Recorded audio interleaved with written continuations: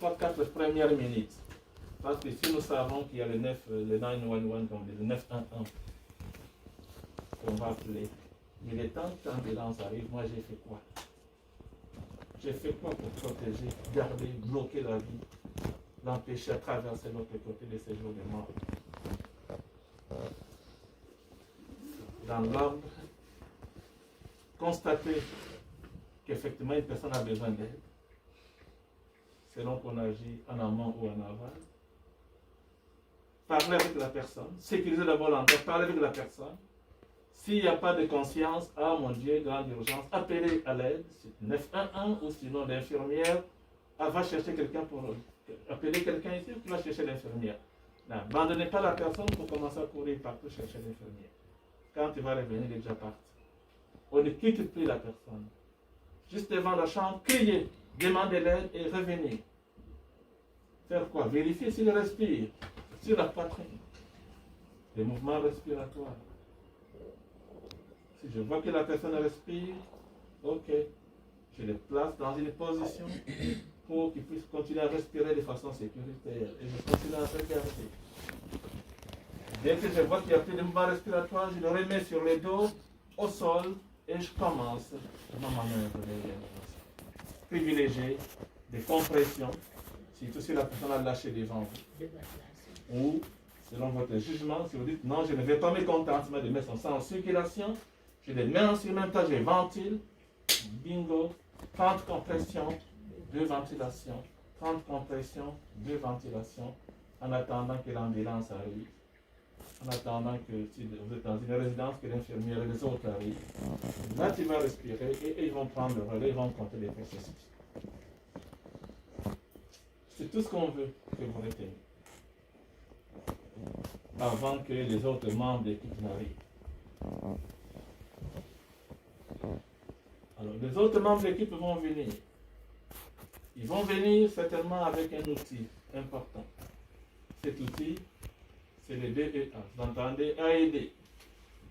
Bring AED. AED, c'est en anglais. En français, DEA. C'est une abréviation qui signifie défibrillateur externe automatisé. Parce que quand on dit arrêt cardiaque, cela signifie que le cœur s'est arrêté complètement, il ne travaille plus. Mais quand on branche un appareil qui va voir ce qui se passe à l'intérieur de notre poitrine, l'appareil peut constater que non seulement, bien que le cœur ne bat plus, ne fonctionne plus, mais il a une activité, une faible activité interne. À l'intérieur, on voit une faible activité. Voilà le cœur. Il peut être complètement au repos, donc un arrêt cardiaque complet, comme macroscopiquement en arrêt, parce que le sang ne circule pas, mais le cœur a de faibles activités. C'est comme si le cœur tremblait. Mais ces faibles activités ne peuvent pas faire sortir le sang, ne peuvent pas mettre le sang en circulation. Il travaille, mais un travail tellement faible, que quand le cœur reste dans ce rythme-là, ce qui fait que pour le ramener à battre correctement, à reprendre son rythme normal, ça devient très difficile. Donc, les tremblements du cœur, qu'on appelle fibrillation cardiaque, gênent votre manœuvre de réanimation et gênent la reprise du bon rythme cardiaque. Mais vous ne pouvez pas le voir parce que vous êtes là devant la personne, vous ne voyez pas ce qui se passe à l'intérieur. Mais on a conçu des appareils qui peuvent aller identifier, repérer ces fibrillations-là à l'intérieur.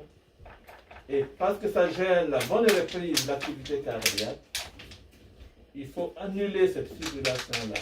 Il faut aller l'éliminer. Comment on l'élimine? En envoyant un choc électrique. Un choc électrique.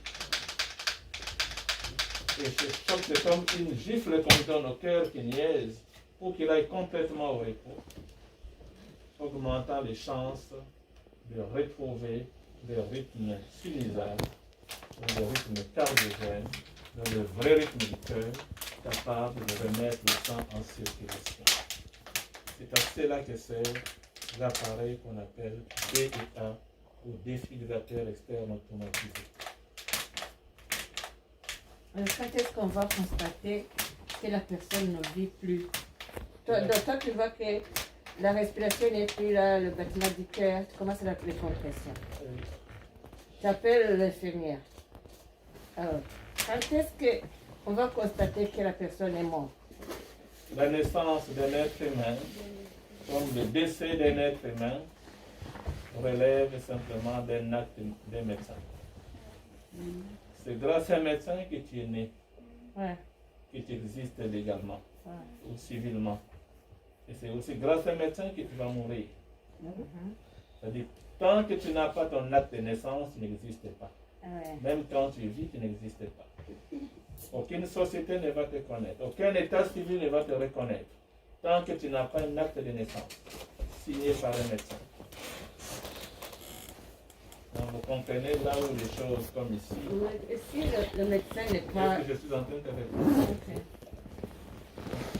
Ici, par exemple, dans ce pays, si tu fais un enfant à la maison et que tu ne l'amènes pas dans un hôpital ou un médecin pour établir ta naissance, mais tu n'as aucune preuve que cet enfant est né ici. Donc tu n'auras jamais cet enfant. Il n'existe pas dans le Canada. Parce que tu n'as pas l'acte médical qui atteste que tu as vraiment cet enfant. Donc la naissance, comme le décrit le médecin. C'est pourquoi vous préposez, partout où vous serez, vous n'avez pas le droit de dire que M. Claude est décédé. Vous n'avez pas le droit. Je ne vais jamais dire que mon client est décédé. Tout ce que vous avez à dire, mon client est inconscient. Et après vérification de la respiration, il est en arrêt respiratoire. Et je dis, l'arrêt respiratoire ne signifie pas décès. Oui, on ne respire pas. Il se peut que le cerveau continue encore à travailler. Mais tu ne peux pas toi savoir que le cerveau continue à travailler. C'est pourquoi ton rôle, c'est de continuer à réanimer, attendre l'ambulance arriver, ramasser la personne, même s'il n'a pas donné un signe de vie. Il est toujours en vie dans ta tête.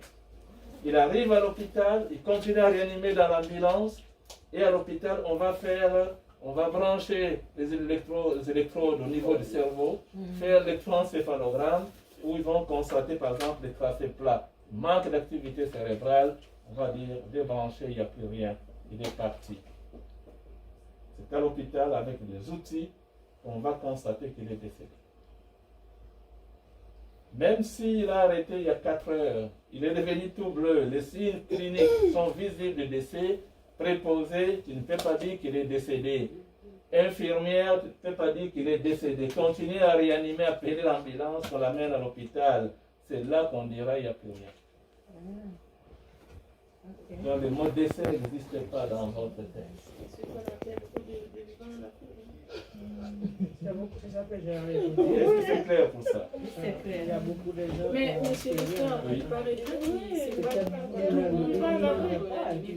Parce que dans les gens, les gens sont Oui, et il y a les gens alités tellement que la femme vient dire si le mari fait un arrêt, il fait rien. dans le livre 11, soins palliatifs, où l'on sait très bien que la clientèle, parce que partout, si tu dois travailler en résidence, il y a des clients dont on sait qu'ils ont une maladie qu'on ne peut plus jamais guérir. Qu'on ne peut plus jamais guérir. Par exemple, il a un cancer très avancé des poumons ou de telles parties du corps. Il n'y a plus aucun traitement pour le guérir. Bien qu'il soit en résidence, on sait qu'il va recevoir des soins qu'on appelle des soins palliatifs. On l'assiste jusqu'au dernier moment de sa vie. Alors, pour ce genre de clients dont on sait qu'il n'y a plus de traitement pour les guérir et que leur maladie évolue inexorablement vers le décès, on peut poser la question au client lui-même. Si pour X raisons vous faites un arrêt respiratoire, est-ce qu'on doit vous réanimer? Si le client dit, je suis en soins palliatifs, moi j'attends ma mort, si jamais mon souffle de vie se retire, ne faites rien pour continuer à me faire souffrir pour rien. Parce que même si vous me réanimez, que je reprends à respirer, mais mon chemin est déjà tracé. Parce qu'il n'y a pas de traitement pour me guérir. Donc ces clients-là qui sont conscients qu'ils vont droit vers la mort et qu'il n'y a aucun traitement pour les guérir, on peut leur demander de signer des documents. Comme quoi, si jamais il fait un arrêt cardiaque, un arrêt respiratoire, qu'on ne réanime pas. Ça ne sert à rien.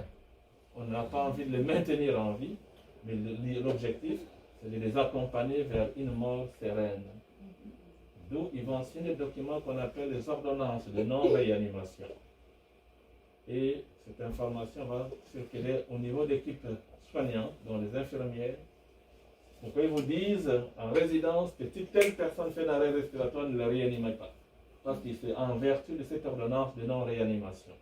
Soit lui-même ou sa famille a demandé qu'on ne réanime pas si jamais il fait un arrêt respiratoire. Ces gens-là, on ne réanime pas. Est-ce que ça va?